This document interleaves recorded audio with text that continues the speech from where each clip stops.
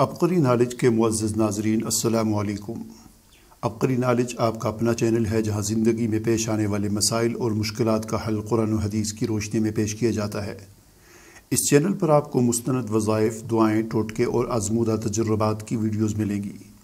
اس لیے اگر آپ چاہتے ہیں کہ ہماری ویڈیوز آپ کو یوٹیوب پر نظر آتی رہیں تو ابھی ہمارے چینل کو سبسکرائب کرنے کے بعد گھنٹی کے نشان پر کلک کر لیں۔ ناظرین، آج کی اس ویڈیو میں ہم آپ کو ایک تعویذ اور ایک ایسا وظیفہ بتائیں گے جس کے ذریعے بچے کی ولادت بغیر آپریشن اور بغیر درد کے نہایت آسانی کے ساتھ ممکن ہے۔ لہٰذا اس ویڈیو کو آپ مکمل دیکھیں، اس میں وہ تعویذ بھی اپنے پاس نوٹ کر لیں اور وہ وظیفہ بھی اپنے پاس نوٹ کر لیں جس کے ذریعے بغیر آپریشن بغیر درد کے نہایت آسانی کے ساتھ بچے کی ولادت ہو سکے گی۔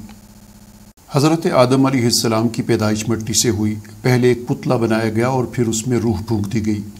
پھر حضرت آدم علیہ السلام کی پسلی سے حضرت حوا علیہ السلام کی پیدائش ہوئی۔ پھر جب دونوں دنیا میں آئے تو ان سے آگے انسانی نسل پھیلی اور بچوں کی پیدائش ایک خاص عمل کے بعد عورت کے رحم سے ہوتی رہی۔ آج سے 10,000 قبل حضرت آدم علیہ السلام سے لے کر آج سے تقریباً چند سال قبل تک بچوں کی پیدائش اسی فطری طریقے سے ہوتی رہی جو ہزاروں سال سے نہ صرف انسانوں بلکہ تمام جانداروں، دوسری مخلوقات اور جانوروں میں جاری و ساری ہے۔ لیکن اب اچانک سے پاک و ہند میں یہ تبدیلی آئی اور بہت زیادہ عام ہو گئی کہ 70% بچوں کی پیدائش آپریشن سے ہو رہی ہے۔ سوچنے کی بات یہ ہے کہ باقی تمام مخلوقات مثلاً کتا، بلی، بکری، بھینس وغیرہ وغیرہ ہر ایک کے ہاں بچے کی پیدائش اسی فطری طریقے سے ہو رہی ہے جیسے پہلے ہو رہی تھی۔ ایک واحد انسان ہے جسے قصائی نما ڈاکٹروں نے اپنے پیسے کی ہوس، لالچ اور محبت نے اس غلط راستے پر زبردستی ڈال دیا ہے۔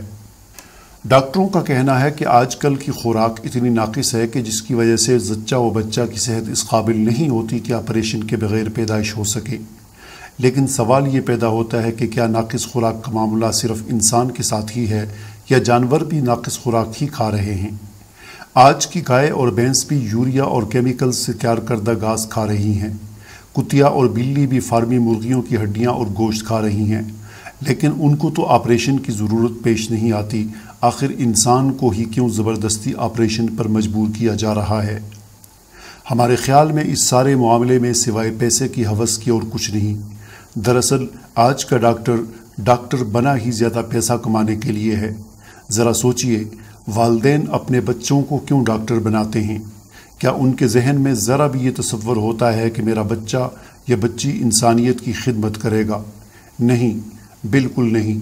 والدین یہی سوچ کر ڈاکٹر بناتے ہیں کہ پیسہ زیادہ کمائے گا، تو پھر ظاہر ہے کہ اس کا نتیجہ یہی نکلتا ہے کہ وہ کہنے کو تو ڈاکٹر ہوتا ہے لیکن اصل میں انسانیت کو ذبح کرنے والا قصائی۔ آج کوئی بھی خاتون پیدائش کے وقت ہسپتال یا کلینک جاتی ہے تو فوراً اسے نفسیاتی طور پر اتنا ہراساں کر دیا جاتا ہے کہ وہ آپریشن کروانے پر مجبور ہو جاتی ہے۔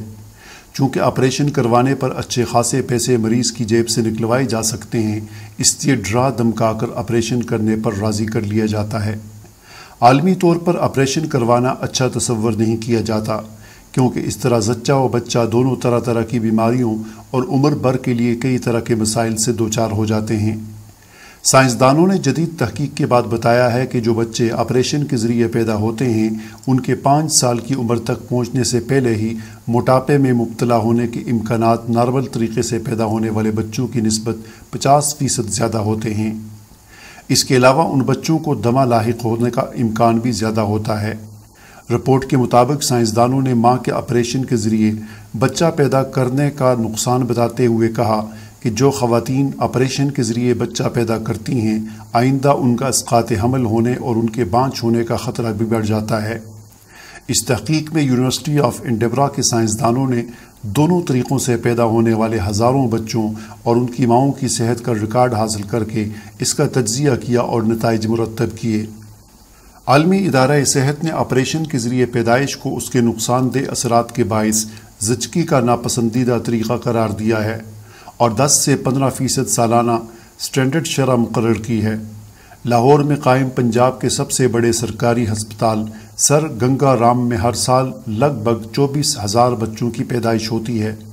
ہسپتال کے اعداد و شمار کے مطابق ان میں سے 50% بچوں کی پیدائش آپریشن کے ذریعے ہو رہی ہے۔ ڈاکٹروں کے مطابق سی سیکشن محض اس صورت میں کیا جانا چاہیے جب ماں اور بچے کی جان کو خطرہ لاحق ہو، کیونکہ جب پیٹ کاٹ دیا گیا تو اس میں انفیکشن ہو سکتا ہے، زخم جلدی نہیں بھرتا، کبھی خون نہیں رکتا اور کبھی پیٹ میں مستقل درد کی شکایت ہو جاتی ہے۔ پہلی اولاد آپریشن سے ہونے کے باعث امکان بڑھ جاتا ہے کہ ہر بار آپریشن ہی کرانا پڑے گا، جس سے ان کی صحت پر انتہائی نقصان دہ اثرات پڑتے ہیں۔ اس کے علاوہ سی سیکشن کے عمل میں بچے اور ماں کی صحت کو 3 گنا زیادہ رسک ہوتا ہے۔ پاکستان میڈیکل ایسوسی ایشن کے سابق جنرل سیکرٹری اور معروف گائناکالوجسٹ ڈاکٹر شیر شاہ سید کا کہنا ہے کہ آپریشن میں اضافے کی ایک وجہ زیادہ سے زیادہ پیسہ کمانا ہے۔ بعض اوقات کوئی انفیکشن ہو جاتا ہے اور ڈاکٹر محسوس کرتا ہے کہ آپریشن پہلے کر دینا زیادہ مناسب ہے تو آپریشن کر دیا جاتا ہے۔ ایک وجہ یہ بھی ہوتی ہے کہ نارمل ڈیلیوری کی جائے تو 10,000 روپے مل جاتے ہیں، لیکن اگر آپریشن کیا جائے تو اس سے 30,000 سے 1 لاکھ تک مل جاتے ہیں۔ اس لیے بعض ڈاکٹر یہ کام کر ڈالتے ہیں، اور بعض آپریشن اس لیے ہوتے ہیں کہ جونیئر ڈاکٹرز کو سکھایا جا سکے۔ ڈاکٹر عائشہ خان کہتی ہیں کہ یہ بات درست ہے کہ آپریشن سے بہت سی پیچیدگیاں پیدا ہوتی ہیں، جیسے کہ مختلف قسم کے انفیکشن، وقت سے پہلے پیدائش، خواتین کا بانجھ پن، اندرونی زخم، خون کی بیماریاں، بچے کو سانس کی بیماریاں، بچے کا وزن کم ہونا اور بعض اوقات تو اموات بھی ہو جاتی ہیں۔ ان کے بقول ایک خاتون کا 2 سے 3 بار آپریشن کے ذریعے بچے کی پیدائش اس کی صحت کے لیے انتہائی مضر ہے۔ ان کا خیال ہے کہ آپریشن میں اضافے کی بڑی وجہ ملک میں کثیر تعداد میں پرائیویٹ ہسپتال اور زچہ و بچہ کے مراکز ہو سکتے ہیں، جن میں بیشتر اوقات تعینات طبی عملہ زیادہ پیسہ کمانے کی خاطر بچوں کی پیدائش کے لیے آپریشن ہی تجویز کرتا ہے۔ ڈاکٹر عائشہ خان سمجھتی ہیں کہ حکومت کو غیر ضروری آپریشنز کے خلاف اقدامات اٹھانے چاہیے تاکہ لوگوں کے ساتھ ناانصافی کا خاتمہ ممکن ہو۔ ناظرین، بہرحال یہ کام تو حکومت کے کرنے کا ہے، ہم عوام کیا کر سکتے ہیں؟ اس حوالے سے 2-3 باتیں یاد رکھیں۔ ایک تو یہ کہ کوئی بھی ایسا پرائیویٹ کلینک جہاں اکثر آپریشن ہی تجویز کیا جاتا ہے ان کا بائیکاٹ کریں۔ ولادت کے وقت یہ قصائی ڈاکٹر ویسے ہی ڈرا دھمکا رہے ہوتے ہیں کہ جان کو خطرہ ہے۔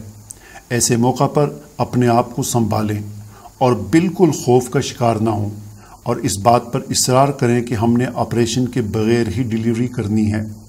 اگر ممکن ہو تو کسی دوسرے ہسپتال چلے جائیں۔ اس کے علاوہ ایک تعویذ اور ایک وظیفہ بھی ہے جس پر ضرور عمل کریں، انشاءاللہ اللہ تعالیٰ آسانی فرمائیں گے۔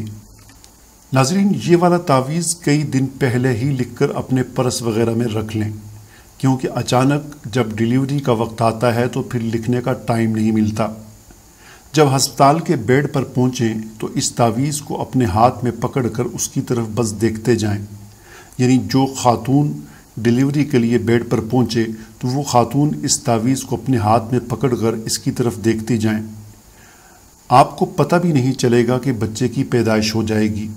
یہ ہمارا بہت ہی آزمودہ اور مجرب عمل ہے، جسے حکیم الامت مولانا اشرف علی تھانوی رحمۃ اللہ علیہ نے بھی اپنی کتاب میں لکھا ہے۔ ناظرین، دوسرا آزمودہ تجربہ جو فیصل آباد سے فرحانہ صاحبہ نے ہمیں لکھ کر بھیجا ہے، وہ کہتی ہیں کہ یہ میرا آزمایا ہوا وظیفہ ہے، میں آزما چکی، آپ بھی آزما لیجئے۔ جو حاملہ عورت یہ چاہتی ہو کہ وہ بچے کی زچگی کے وقت آرام اور سہل طریقے سے فارغ ہو تو اسے چاہیے کہ وہ پارہ 30 یعنی 30ویں پارے میں سورہ انشقاق کی آیت 1 تا 4 پڑھے۔